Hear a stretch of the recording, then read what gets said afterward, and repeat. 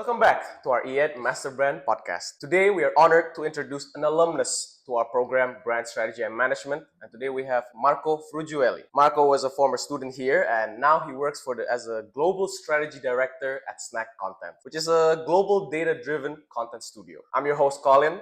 And here at MASTERBRAND, we hope these insights today serve you in some way, shape, or form. Now let's hear from you, Marco. Can you tell us a little bit about what you do? When were you a student here? Let's start there. I was a student here in 2016. In the end of 16, I started here in IED. Then I did a master until the 2017. Yeah. So now it's almost 10 years. 10 years ago, yeah. Many changes? Do you think there's many changes now? I mean, the master evolved. We have different teachers. Every year I come back, I started giving classes to the master right after I finished the master. Every year since you graduated? Yeah, every year since I graduated. I'm almost sure it was every year. Maybe during 2020 there was a little of a break or something like that. But I was always involved with the master. Since I started studying in the year after, a teacher of mine that was my boss at the time, Lorenzo Foffani, brought me to do a class. And then I really enjoyed it. And then we started doing classes there. But I think it evolves with the teachers that they have, because it's a very dynamic and live selection of teachers. Yeah. And they changed all of the time, and they bring new experiences as well. And also, honestly, I think that every class brings something to the master. As a teacher, I learn with the class, and it's an energy that we exchange. What I like is that every class is almost very different from each other, you know? Yeah, I completely agree with that. From a teacher point of view, it's a very important moment. I mean, we're preparing something, we want to engage the students. Yeah, you don't want to teach the same thing. Yeah, I don't want, I mean, the first time I came, they wanted me to talk about insights. And I remember from my time in the master that I had a couple of classes where people talked about insights. And I was like, what's the definition and everything? And I remember starting the class saying, hey, I'm not going to give you another definition. I'm going to tell you how I like to use it. And then I would share this. And what I do now, it's that I think this was a trick I found for me to deal with anxiety or imposter syndrome, because teachers do have that as well.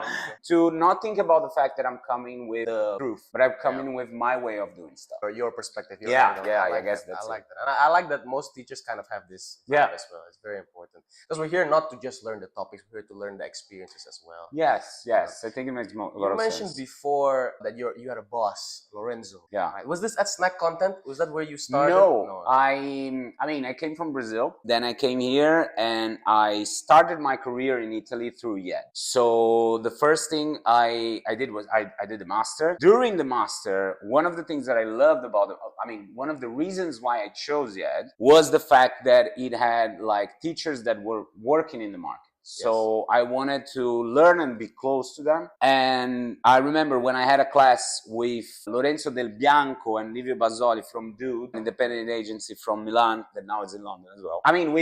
There was a match there, an energy match between me and them.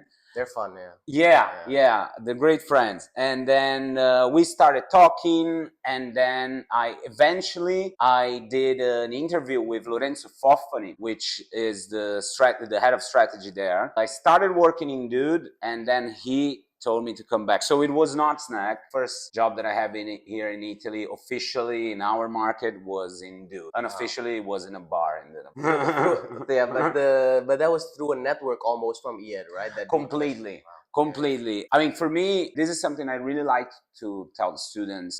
Following that mindset of sharing my point of view, my tips and tricks as well. So I met them in a class. And I always had that mentality because I knew I wanted to find a job here in Milan. So every class I had, I was always looking at the teacher oh, this is fun, this is not fun, this displays something interesting for me. Do our vibes match in some way? And I did that class with Lorenzo Del Bianco and Livio Basoli from Dude.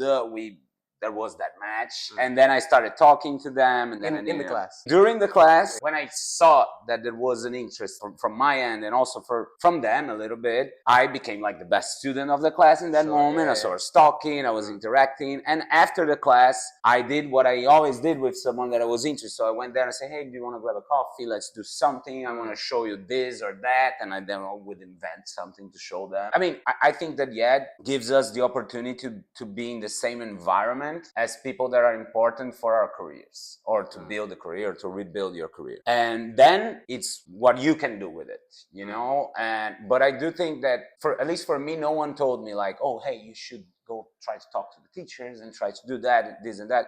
So when I come, I always say this to the students. I mean, I like that, obviously the resources are here, the Yeah. networking, everything, but you still need to do that final push. Yeah. And, to stand out a little bit is one of the main points. I mean, with a very competitive masters like this. Yeah, I feel out. that this, and also I don't like to bring a special thing into the standing out, because in this moment, for the students that are in a master, regardless of the fact that you worked before or you didn't work before, you want to enter the markets because it's a new place where you are. And as a professional, as an agency that I am, but also talking to colleagues and everything, the only thing we're looking for right now is attitude. I mean, no one is going to hire someone to start their story or to be an intern expecting them to know everything. What I am expecting is the right attitude. It's one thing to learn. It's not being afraid of making mistakes. It's mostly not being afraid of asking for help as well, because nowadays I think this is very much, not nowadays, but it's always been like this. For some people. Yeah, for some people it's kind of a sign of weakness. In Brazil, it's very strongly seen as a sign of weakness. So you don't find lots of Brazilians that say, oh, I don't know how to do this. They say, yeah, and then they will like study all night and everything. But you get to a point in your career where you cannot improvise stuff. It takes some time, but it's very important to be able to say, hey, I have a limit. I won't be able to perform very well in this condition or in that condition. But I'm sorry, going back to what you said, I think that it's about participating. And nowadays, since 2020, since the pandemic, I've seen the difference in the classes, in the way that the students are, that they participate a little bit more or participate a little bit less, which is the case. I feel that we're longing for this human connection and interaction and all of those things, you know. And I saw that in your class when I came there, because after the class, lots of people were talking to me and everything, but there's a lot of times where you come, you do a class, and you go away. But I mean, maybe it's the fault of the professor as well. I don't know. I like this idea of persistence and the attitude and everything like this. Would you say that this is something you also feel is important in the workspace? Like, was this something that IED was able to translate? Like, they reward this sense of attitude and everything. What was that transition looking like? Yeah, I think that, it's a great question. I mean, I think that, yes, it does show you that direction. You know, we have like public speaking classes and all of that. Presentation skills. And I really think that human interaction part of our job, it's seen here in IED, but it can always be done more. It's all about human interaction, actually, because I mean, it's when I always tell my students when we're talking about strategy, forget a little bit about the brief and what you need to answer.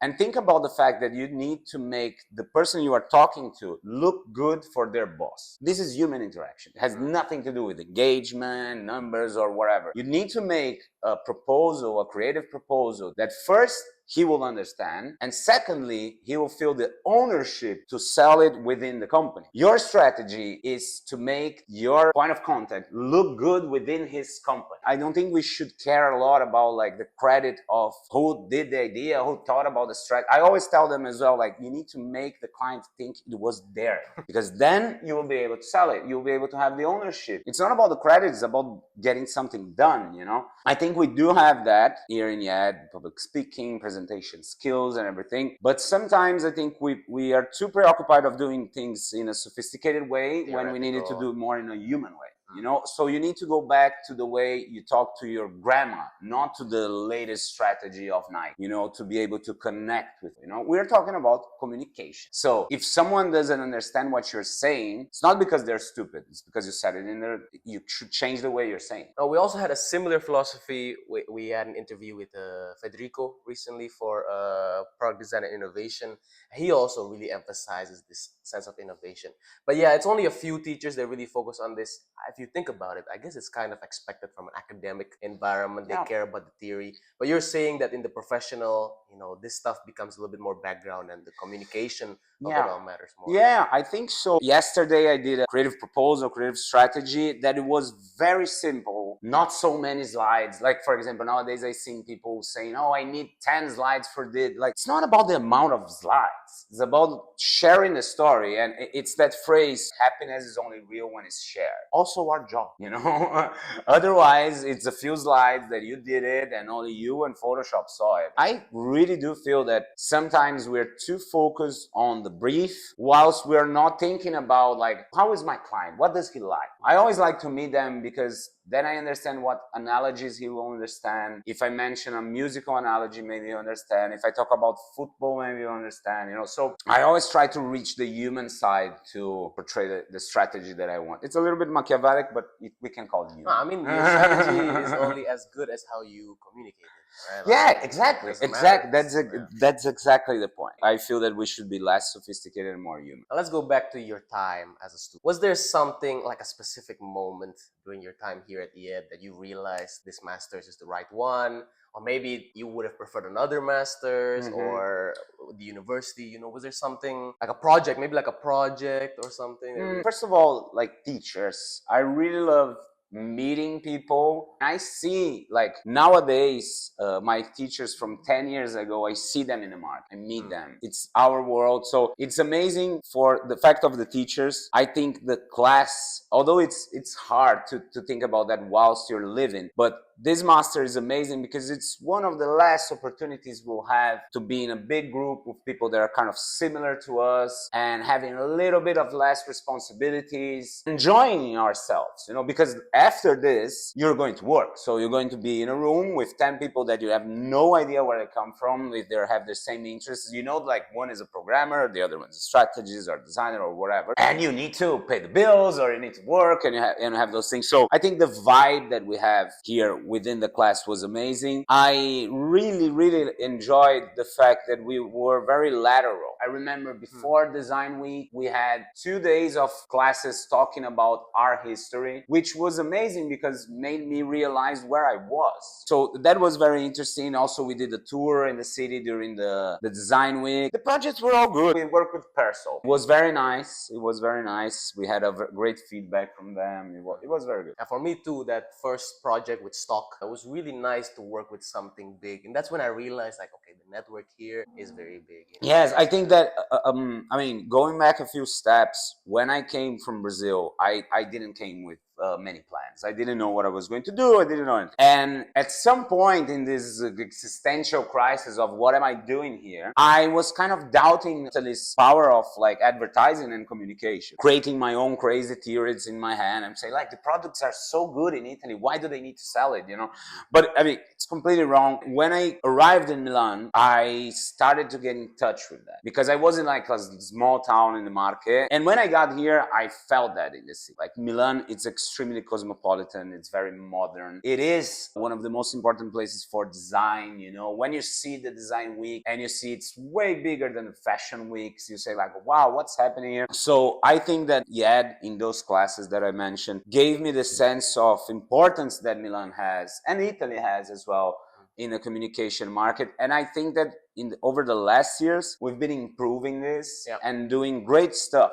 Like we see every year, we see Core Down, which is an association for people with Down syndrome, win at Cannes with Italian creatives. There is this agency in New York from 2 Italians. They're working with an Italian association. Then we go there in the stage of the world and we get awards. So, it's growing, it's getting better and everything. I think Milan is special, right? For me, Milan's perfect because from my perspective, it's a small town, but with all the characteristics of a big town. Now, towards the end of your time here at IED, you talked a little bit about the transition to the work life. Was there something you think could better prepare you for the transition? Maybe like a type of recommendation you can give to the upcoming graduates? Like, for example, me and my class. It's already halfway throughout the program and maybe something we can focus on towards the end. I think that it all looks very overwhelming right now because you're doing the courses, you need to be present, You want to have fun as well. Stay with your friends. But what I would do is, first of all, like if you're looking for a job, understand that you cannot have as a goal to get a job. This is not within your competences. What you can have as a goal is to do the best you can and prepare yourself, because no student can get a job on their own. Towards the end, the good thing is to be aware of stuff. Like maybe you don't need to go and talk to the teacher and have a coffee and everything, but if you really like what he said, write his name down, get his email, maybe talk to him in another moment. It's never a bad thing to send an educated message to someone. So what I would say to the students now, it's like, be more aware of like what could be the next step. I put myself always available for the students because the teachers that did this to me helped me a lot. I like to do it again, you know, and I always tell people you should do it more. I mean, don't say thanks to me. Do it with someone else. It's important for us to, you know, again, be more human. Well, that brings us to the end of today's podcast. Great. Huge thank you to you, Marco. Seriously, Thank it you. was really Thank you, insightful. everyone. If you like what you saw today, feel free to follow us and continue and see our next podcast. We're always willing to connect with anybody on LinkedIn. Let us know down below if you enjoyed it. Thank you. Thank you. Thank you, Marco.